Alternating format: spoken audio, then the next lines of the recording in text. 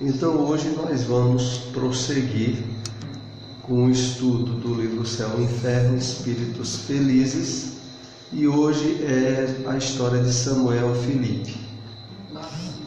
Mas vamos aqui ver a nossa introdução do livro Palavra de Vida Eterna, capítulo 127. No clima da Boa Nova, todos nós encontramos recursos de cura e reabilitação, reerguimento e consolo. Para isto, basta sejamos sinceros diante da nossa própria necessidade de corrigenda, com o espírito espontaneamente consagrado ao privilégio de trabalhar e servir. Então vamos fazer aqui algumas observações em cima desse texto, está no capítulo 127 do livro Palavras de Vida Eterna. Então, quando Emmanuel fala sobre no clima da Boa Nova, todos nós encontramos recursos de cura e reabilitação, reerguimento e consolo, ele se refere esse clima se refere a um estado especial em que, a partir do conhecimento do Evangelho do Cristo e das realidades do mundo espiritual, a gente começa a trabalhar um nível de clima interno, de harmonia e de compreensão da vida, que favorecem, como ele coloca aqui, os recursos de cura, de reabilitação, de reerguimento e de consolo, tanto para aquele que tem um contato com a Boa Nova, quanto quando ele se torna intermediário para os outros. Então isso é decorrente dessa mudança de valores internos, para que isso possa acontecer. E Emmanuel vai especificar, para isso basta sejamos sinceros diante da própria necessidade de corrigenda, com o espírito espontaneamente consagrado ao privilégio de trabalhar e servir. Emmanuel está aqui nos falando do seguinte: basta que nós tenhamos, se fôssemos usar aqui uma palavra, seria humildade, para perceber-se com imperfeições, necessidades de corrigendas e espontâneo aberto para que elas ocorram. E quando ele finaliza aqui, referindo-se ao privilégio de trabalhar e servir, isso só é possível acontecer em qualquer um de nós. Trabalhar e servir como sinônimo de privilégio, se dentro de nós uma mudança interna já estiver sendo bem alicerçada e feita. Porque a natureza humana, por tradição dos nossos antepassados, do nosso passado reencarnatório, é de egoísmo, de privilégio e de querer estar sendo servido e não de estar servindo aos outros. Só quando a gente compreende a vida em termos espirituais é que essa mudança interna começa a acontecer e nós podemos e devemos, inclusive, passar a ver a vida como oportunidade de trabalhar e servir no caminho da real felicidade, que é o tema que nós estaremos estudando hoje. Porque todo esse trabalho de mudança interna, de mudança de posicionamento perante a vida, nós aprendemos tudo isso como sendo o único e verdadeiro caminho para que conquistemos a felicidade duradoura que almejamos desde que saímos das mãos de Deus. Então a gente tem esse sentido de estar em busca de algo que nos planifique, que nos realize, e isso acontece plenamente quando tomamos contato com a revelação do Cristo, agora mais iluminada ainda com conhecimento espírita, e nos abrimos a isso. Porque de fato não vai adiantar apenas o conhecimento, mas a sensibilização, a mudança de atitudes, de valores e da vivência desses valores. E aí, de fato, nós estabelecemos o caminho para o que entendemos agora ser felicidade. E, inclusive, esse tema de hoje, Espíritos Felizes, que é a história de Samuel Felipe, se enquadra perfeitamente disso que estamos comentando aqui nessa introdução.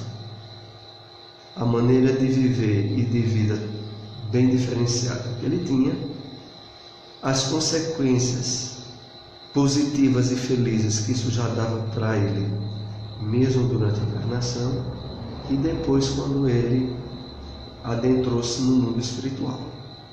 Então vamos hoje conversar sobre a vida do Samuel Felipe e tentar contextualizar ela com a nossa realidade pessoal e o que a gente pode fazer para abrir portas de conscientização a isso que agora nós estamos aprendendo e é coisa muito nova, a visão do Espiritismo sobre felicidade. Porque a visão de felicidade que nós alimentamos até antes de conhecer o Espiritismo era muito diferente. Este, se referindo ao Samuel Felipe, era um homem de bem, na verdadeira acepção da palavra. Ninguém se lembrava de o ter visto cometer uma ação má, ou errar voluntariamente no que quer que fosse. De um devotamento extremo aos amigos, podia-se ter como certo o seu acolhimento em se tratando de quaisquer favores, ainda que contrários ao seu próprio interesse. Vejam o desenho do quadro de característica da personalidade do Samuel Felipe. Eu estava me lembrando desse quadro aí que é caracterizador dele, como aquele que também no livro Ação e Reação, daquele que tem um capítulo lá sobre o amigo da caridade pura, que era a história de um espírita, e que quando os espíritos vêm para ajudar intervir na vida dele, ele era o palestrante do centro espírita na hora, e ele também trabalhava aplicando passes, ele trabalhava na reunião mediúnica, era alguém dedicadíssimo, e chama muita atenção quando dão essa alcunha nele de amigo da caridade pura, porque quando ele chega no centro espírita onde esse trabalhador estava, e ele passava por muita dificuldade, o nome dele era Correia. A dificuldade maior que ele tinha era uma espécie de exipele, eu esqueço como é o nome mesmo. Exipele, meio grave, de tal modo que era bem caracterizado daquilo que também chamam de fogo selvagem, né? Então aquilo incomodava muito ele e atingia boa parte dos braços e parte do rosto e outras partes.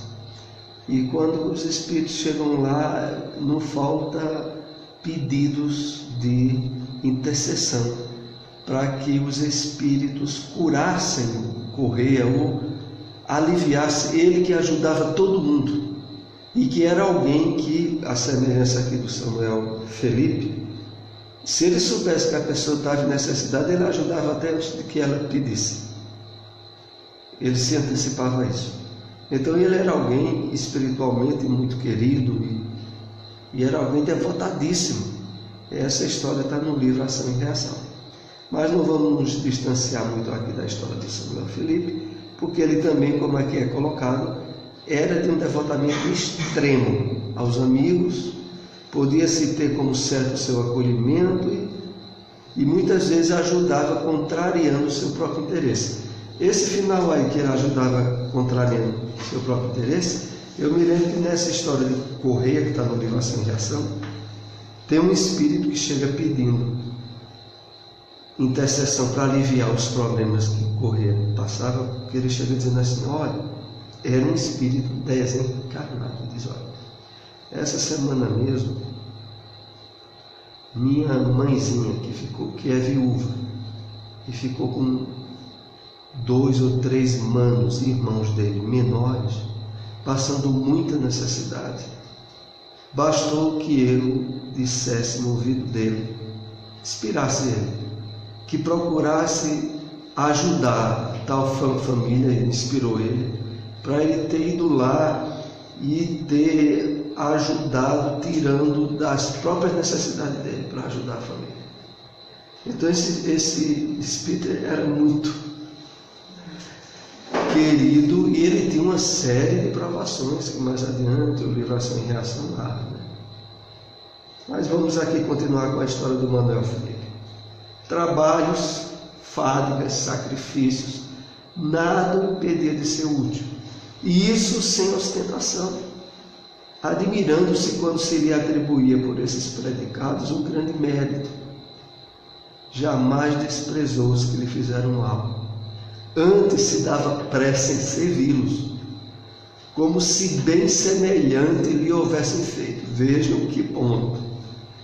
Tratava ele mal, e ele tratava aquela pessoa que tratou ele mal tão bem, como se ela, na verdade, tivesse feito um bem a ele. Já mas esse São Bento era muito evoluído, né? E no começo aqui diz: olha, trabalhos, falhas, sacrifícios, nada o impedia de ser útil. Estava nem aí. É o exemplo, né, do homem de bem e da proposta que o Espiritismo tem para nós.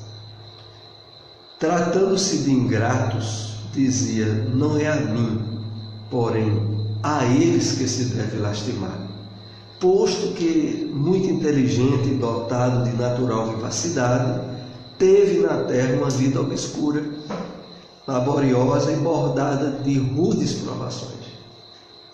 E aí no começo diz, né, que quem era ingrato ao bem que ele fazia, ele dizia: não se lastime porque eu ajudei ele, não, se lastime dele, que não está, né, sabendo reconhecer o bem que foi feito a ele. Além disso, ele era dotado de muita inteligência e uma natural vivacidade, e teve uma vida obscura, né? Uma vida que não foi alvo de destaque na sociedade. E concluindo ainda, bordada de rudes provações.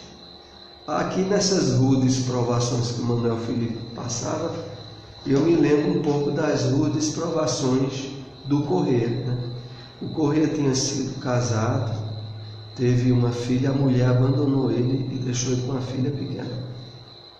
Ele ficou morando com a mãe, que ajudava a cuidar da filha, e de quebra ele arranjou ainda 2 crianças adotivas, 2 negrinhos que foram colocados na porta da casa dele, e ele os adotou como filhos. Então o Corrêa também tinha uma vida bem, né, bordada de rudes provações. Podia-se comparar a essas naturezas de escola que vivem na sombra, das quais o mundo não fala, cujo brilho não se reflete na terra. Aurira no conhecimento do Espiritismo uma fé ardente na vida futura e uma grande resignação para todos os males da existência terrena. Então ele, de fato, tinha no Espiritismo convicções sólidas e firmes. Quando disse que a Aurira, né, recebera no conhecimento do Espiritismo uma fé ardente na vida futura, que fé nós não deveríamos também estar abertos a adquirir depois da época que o Felipe aqui viveu no começo do Espiritismo, anos 1880 por aí. 1860, foi logo após o surgimento do livro dos Espíritos. De lá para cá, a quantidade de provas de reencarnação, de comunicação com os Espíritos, a doutrina espírita enriqueceu-se de forma incomensurável. Nós mesmos, qualquer um de nós tem de sobra material para ter essa fé ardente. A questão é estar sensibilizado a essa abertura. E aí vai algumas perguntas que foram feitas a ele numa reunião mediúnica depois que ele desencarnou. Tendes uma recordação nítida dos últimos instantes da vida na Terra? E ele responde: perfeitamente.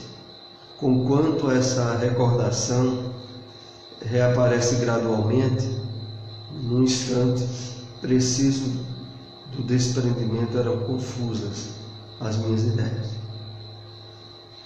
Então ele diz que no momento mesmo, né, da desencarnação, após a desencarnação, suas ideias eram bem confusas, mas que agora ele tinha a recordação perfeita, que reapareceu gradualmente após a desencarnação dele. Quererias, a bem da nossa instrução, descrever como ocorreu o vosso transpasse da vida corporal para a espiritual? A separação completou-se sem dor, nem esforço, sem que eu mesmo de tal me apercebesse. Ignoro que tempo durou o sono, que foi curto, aliás. Meu calmo despertar contrastava com meu estado precedente. Não sentia mais dores e exultava de alegria. No começo do relato dele é dito que ele faleceu com 50 anos de idade, depois de contrair uma doença grave que não especificam que doença foi essa, mas que certamente levou ele a sofrer muito antes da desencarnação. E aí ele diz que a separação mesmo foi sem dor, nem esforço, e que o despertar dele foi calmo, contrastando, muito em oposição ao estado que ele estava antes de desencarnar. Queria erguer-me, caminhar, mas um torpor nada desagradável, antes deleitoso, me prendia, e eu me abandonava a ele prazerosamente, sem compreender a minha situação, conquanto não duvidasse ter já deixado a terra. Tudo que me cercava era como se fora um sonho. Então aqui ele vai dando detalhes de como foi, passo a passo, o despertamento dele na vida espiritual. A princípio, quando ele se deu conta do processo de morte, ele quis caminhar, mas um torpor, ou seja, um sono muito forte, nada desagradável, também tem esse aspecto. Antes deleitoso, me prendia e eu me abandonava a ele prazerosamente, sem compreender naquele momento ainda a situação dele, conquanto não duvidasse ter deixado a terra.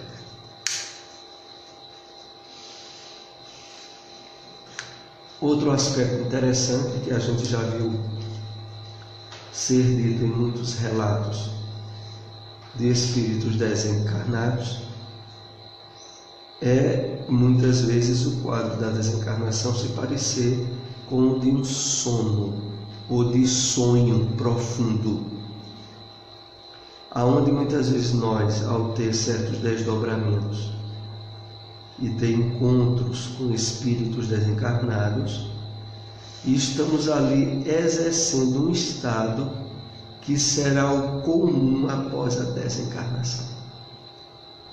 O problema maior mesmo só há, e ele é bem lógico, a gente já comentou aqui muitas vezes, é o apego às coisas materiais ou às sensações do corpo.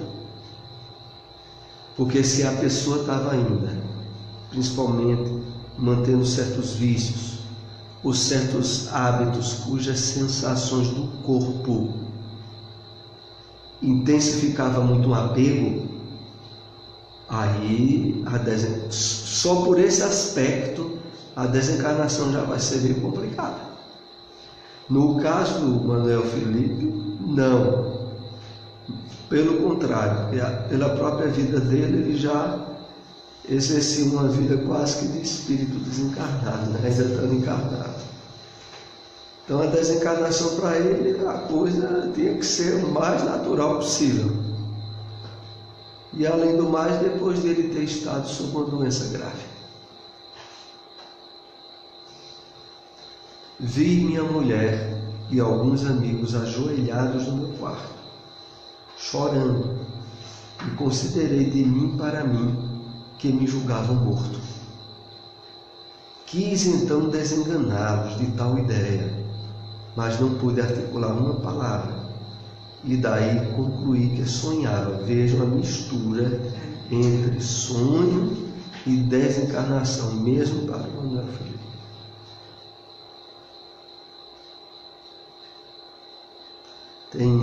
Algumas vezes as pessoas têm desdobramentos que, quando são de uma natureza ruim, por exemplo, um pesadelo, é a maior agonia para querer acordar, às vezes, e o corpo não quer acordar, né? Pelo menos já aconteceu comigo algumas vezes, faz algum tempo, mas a pessoa, quando tem um pesadelo, que muitas vezes não deixa de ser o reflexo de uma experiência de desdobramento não agradável, de querer acordar porque não está aguentando mais, e há uma certa resistência às vezes do corpo não querer despertar, e a pessoa pode ficar atônica, né? E quando acorda, muita gente diz: graças a Deus é um sonho. Puxa, graças a Deus acordei, né? Amém. Pouco a pouco as minhas ideias adquiriram mais lucidez. A luz que entrevia por denso nevoeiro fez-se brilhante, e eu comecei a compreender-me, a reconhecer-me, não mais pertencer a este mundo. Certamente, se eu não conhecesse o Espiritismo, a ilusão perduraria por muito mais tempo.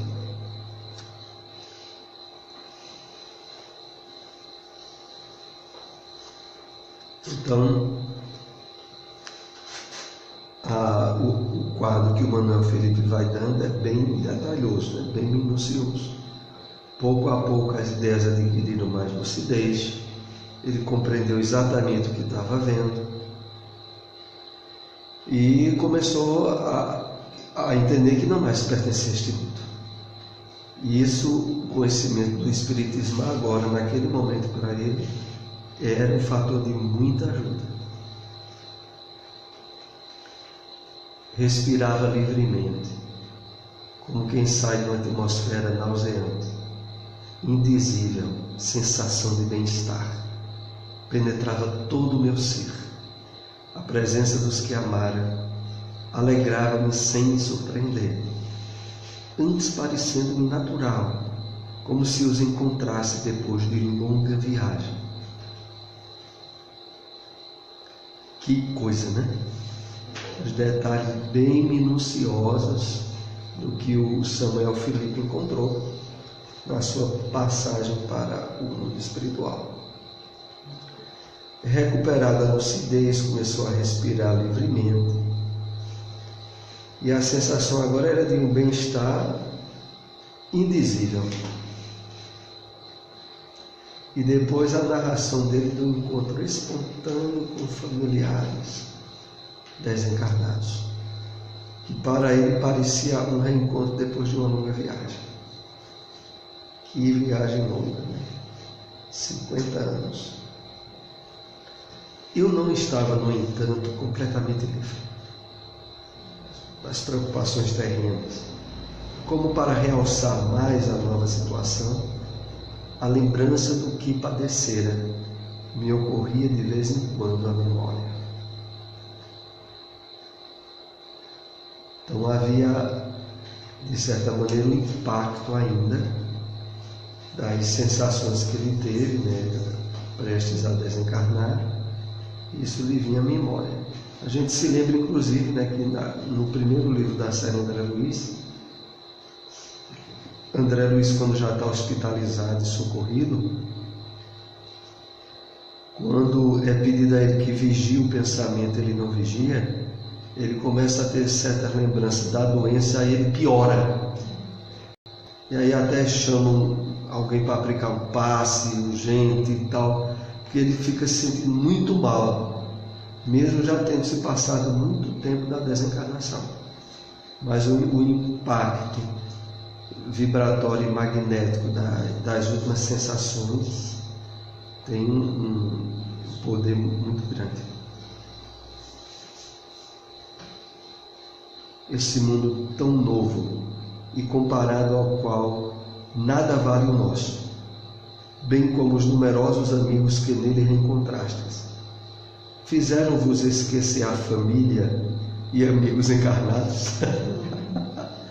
Pergunta grande, mas bem feita. Onde tu era tão bom que tu esqueces até de nós? E aí ele responde: se os tivesse esquecido, seria indigno da felicidade de que gosta. Deus não recompensa o egoísmo, pune-o. Aí tem até alguns aspectos importantes de a gente comentar. O primeiro deles, a linguagem que muitas vezes é usada pelos espíritos na codificação e que, face às traduções, essas palavras têm um peso que hoje em dia tem outro entendimento na doutrina espírita, né? A gente mesmo sabe que Deus não pune, mas no entendimento que o Samuel Felipe vai trazer aí, da tradução mesmo, ele vem a entender que, na verdade, passava pela cabeça dele a possibilidade de Deus punir. Mas vamos analisar aqui o início logo da resposta, que ele diz que se tivesse esquecido seria indigno da felicidade. Isso é muito importante para que qualquer um de nós que vai ter no conhecimento da doutrina espírita se lembrar e saber de que normalmente os parentes desencarnados se lembram tanto de nós quanto nós nos lembramos deles, exceto em situações provacionais e quadros de exceção. Mas o normal é que seja assim. Os quadros provacionais que eu digo é, por exemplo, alguém que teve uma vida de absolutos desequilíbrios, se tornou um criminoso e desencarna, e as condições são muito diferentes. Mas no padrão comum, os entes queridos que desencarnam, passado esse período de transição, e o Samuel Felipe aqui foi bem mais leve e rápido, a recomposição da memória da última encarnação faculta a lembrança e o interesse pelos que aqui ficaram. E mais interessante ainda aqui analisando, quando ele diz que se isso houvesse ocorrido, dele ter esquecido, seria indigno da felicidade que estaria usufruindo. Então é interessante, né? Porque o Samuel Felipe novamente aí chama a atenção de que a felicidade, de fato, que se pode usufruir, tem essencialmente a ver com a consciência em paz, de dever cumprido e de harmonia com as leis divinas. Isso é que é imprescindível. O mundo em que me vejo pode fazer com que desdenhe a terra, mas não os espíritos nela encarnados. Muitas vezes venho visitar os que lhes são caros, exultando com a recordação que de mim guardaram. Seu pensamento me atrai para eles. Assisto às suas conversas. E gozo se gozam, ou sofro se sofrem. Isso, por outro lado, deixa uma lição para qualquer um de nós sobre o cuidado a respeito das interações mentais e emocionais com os parentes desencarnados. Porque muitas vezes eles podem estar justamente ao nosso lado naqueles momentos e ouvindo, normalmente, melhor ainda do que ouviriam quando estavam encarnados. Eu me lembro que quando a gente comentou aqui o primeiro caso dos espíritos felizes, aquele esclarecimento em que o espírito diz que ele não só via, como ele estava com as mãos sobre as mãos de alguns que estavam na reunião. Eles não sentiam nem percebiam, mas o espírito revela que estava com a mão sobre os outros que eram amigos dele durante aquela reunião em que eles se comunicavam. Então, não há dúvida de que muitas vezes a pessoa pode estar com um parente muito pertinho dela, sem que ela se perceba. O normal, e isso ocorre com certa frequência, é que a sensibilidade, o afeto ao parente desencarnado, a presença dele próximo de nós, normalmente enseja a intuição da lembrança deles, pelo fato das questões vibratórias e magnéticas não poderem ser evitadas, e estando aquele parente querido próximo, é muito fácil vir lembranças sobre ele, etc. A não ser se a gente tiver num nível de desequilíbrio, de desarmonia emocional e espiritual, que bloqueia as portas intuitivas de acesso nosso. Mas se a gente estiver numa situação de relativo equilíbrio, não há como não se lembrar, né, de uma maneira, às vezes até aparentemente provocada por algo que estaria ligado ao parente. Porque ocorre assim, a pessoa, por exemplo,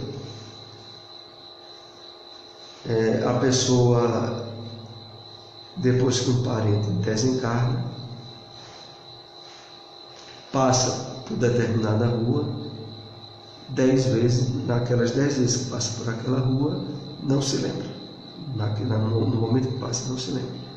Mas aí, certa vez, passa e aí se lembra que em determinada casa foi com ele. Poxa, passou por ali 10 vezes e nunca se lembrou. E agora se lembra que teve aquela casa onde foi com ele. Por quê? Porque a intuição dele primeiro chegou no pensamento, levando e provocando a lembrança de que naquela casa já tinha estado com ele. Quando a pessoa analisar as coisas só pelo prisma material, fica achando que quem provocou a lembrança foi a coisa física. Se usasse a lógica, deduziria que se tivesse sido a coisa física, nas outras vezes que eu passei aqui, eu teria me lembrado. Se agora eu estou me lembrando, é porque tem algo diferente. Então é isso. Vamos aqui ainda para mais um slide. O meu sofrimento é, porém, relativo e não se pode comparar ao angustioso sofrimento humano, uma vez que compreendo o alcance, a necessidade e o caráter transitório das provações. Ele se refere a isso aqui, de que nesse anterior que a gente explicou, que ele assiste às conversas, se sente muito bem quando eles estão bem e sofrem se eles sofrem. E aí ele continua explicando que o meu sofrimento é, porém, relativo que não se pode comparar ao angustioso sofrimento humano, uma vez que compreendo o alcance, a necessidade e o caráter transitório das provações, que são para o bem. Esse sofrimento é suavizado pela convicção de que aqueles a quem amam virão também por sua vez a esta mansão afortunada, onde a dor não existe. Então vamos analisar. Então, deixa eu ver. Esse não, é o penúltimo slide. Então, a primeira coisa que diferencia muito e nos chama a atenção é que se a gente estiver sofrendo muito por certa circunstância pessoal, um parente querido nosso pode estar ao nosso lado, mas ele percebe o sofrimento sob outro prisma. Não vamos achar que ele está sofrendo no nível de imediatismo e de humanidade tão ligado ao corpo que nós estamos. Então ele está ali, percebe, mas ele tem o entendimento que aquele sofrimento é necessário. Então, esse sofrimento é suavizado pela convicção de que aqueles a quem amam virão também por sua vez a essa mansão afortunada onde a dor não existe. Então, é esse o entendimento que nos ajuda muito a saber que, mesmo que a gente passe por dificuldades, a gente pode estar sendo até amparado por parentes ou amigos ou familiares desencarnados, só que eles não estarão no nível de desarmonia, de desequilíbrio que a gente está. Eles estão vendo sob outro ângulo. Meu esforço por sugerir-lhes bons pensamentos, me esforço por sugerir-lhes bons pensamentos, sobretudo a resignação que tive. A minha desolação avulta quando os vejo retardar o advento por falta de coragem, murmúrios, vacilações e, sobretudo, por qualquer ato reprovável. Trato então de os desviar do mau caminho. Se eu consigo, é isso a felicidade. Então, nesse último slide que nós vamos comentar aqui no estudo de hoje, esse fato de que, vejam, normalmente todos nós temos a assistência e o amparo de um espírito protetor, um anjo da guarda, de parentes ou familiares desencarnados que estejam numa situação de equilíbrio espiritual desta vida e de vidas passadas, e que nos sugerem bons pensamentos com constância. O Samuel aí diz que ele só se desola, só se entristece quando vê que os parentes, por falta de coragem, murmúrio, vacilações ou algum ato reprovável, retardam essa possibilidade ideal que adveio a ele. E no final ele conclui dizendo: trato então de os desviar do mau caminho, e se consigo, isso é uma felicidade. Então, todos os esforços que nós realizamos de conquistas morais, espirituais, podem muitas vezes significar felicidade para parentes desencarnados, que os nossos olhos físicos não alcançam, mas que estão vivos e existentes ainda mais do que quando estavam encarnados. A dificuldade maior que a gente tem durante a encarnação sobre isso é porque, quase que numa infantilidade, a gente acha que quem sente, quem tem emoções é o corpo, não é a alma. Se o entendimento e a consciência nossa estiver o mais acordada possível para o fato de que quando a gente se emociona é o nosso espírito, não é nada do corpo. corpo tem emoção zero.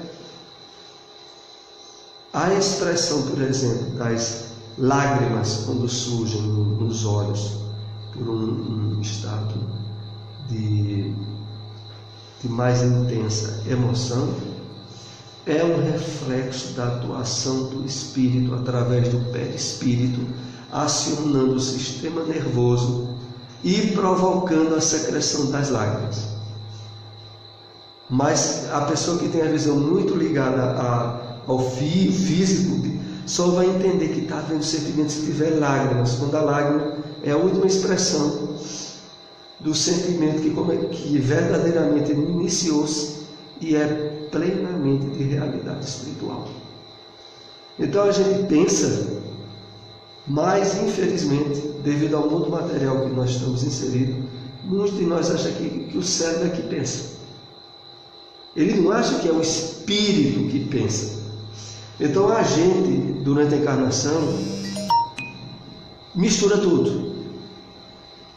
Acha que quem sente é o corpo, quem pensa é o cérebro, e aí talvez exista essa coisa alma do outro mundo. Porque agora que, na verdade, conhecendo bem o Espiritismo, isso é colocado no seu devido lugar. E o lugar mais expresso é que o corpo é o presídio, né? É o veículo físico que inclusive dificulta as expressões de maior vivacidade que o nosso espírito poderia expressar. E os sentidos físicos bloqueiam, limitam. Mas é isso, nós vamos parar aqui, até pela hora que chegou na hora mesmo, concluir o nosso estudo, e nós iremos, ainda em espíritos felizes, ter outras análises nos próximos encontros. A gente espera que ao longo desses estudos, principalmente nos espíritos felizes, a gente se abra mais a cultivar um nível de felicidade interior que ainda não tinha trabalhado antes. Porque, poxa, a felicidade do mundo imediatista e materialista tem que ser decomposta para que outra surja. E na medida que a gente vai, de fato, abrindo mais a consciência em termos de percepção a essa outra realidade, isso vai acontecendo. Vamos então para a prece de encerramento do nosso estudo.